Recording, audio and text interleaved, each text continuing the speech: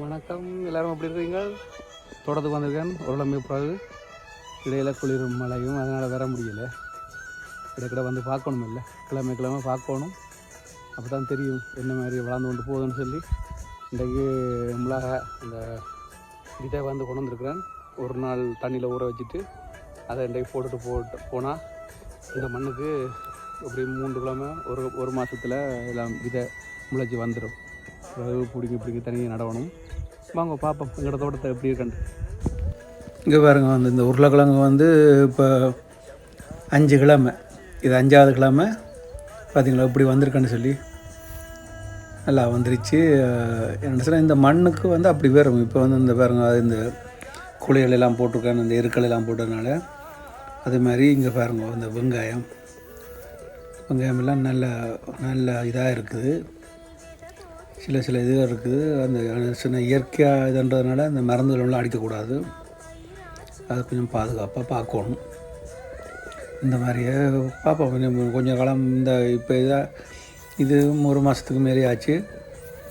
இன்னும் ஒரு 2 மாதத்தில் வெங்காயம் எடுக்கலாம். இது வந்து லீக்ஸ் வந்து இப்போ தான் விடுது.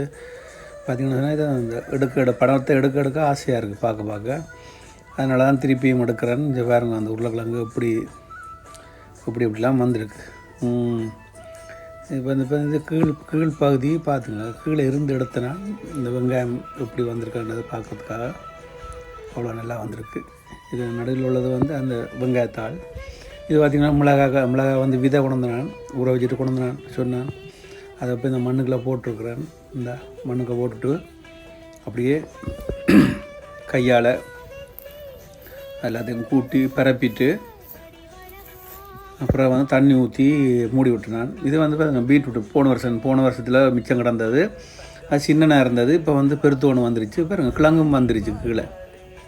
இங்கே பாருங்கள், இந்த கிழங்கு கீழ்ப்பகுதியில் இருந்தால் கிழங்கு அதுக்கடையில் வந்துருச்சு. இது வந்து ஸ்ட்ராபெரி 2ம் இப்போ பூத்துருக்குது. எங்களோட சின்ன மகளுக்காக வச்சது. இது வந்து அந்த கீரை வெப்பம் போல் இப்போ அது நல்லா வந்திருக்கு. இங்கே பிடிங்கி நட்டுற கீரையும் முளைச்சிருச்சு. இனி வந்து நல்லா வரும்.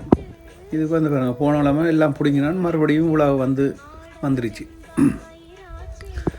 அதோடு பக்கத்து தோட்டத்தில் உள்ளவங்க அவங்க வச்சிருக்கிறாங்க, பெருசாக பிடுங்க மாட்டாங்க, இப்படியே கிடக்கும்.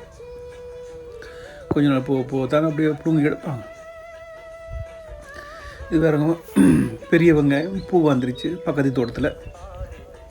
சும்மா வந்தனா அப்படி முன்பக்கம் எடுத்துகிறாங்க. இந்த பூக்கண்டெல்லாம் வச்சுருக்கேன் வடிவாக.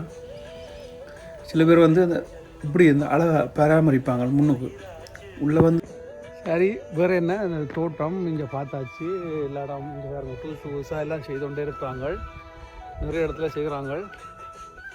எல்லாம் நல்லா நீட்டாக பார்க்கறதுக்கு ஆசையாக இருக்குது.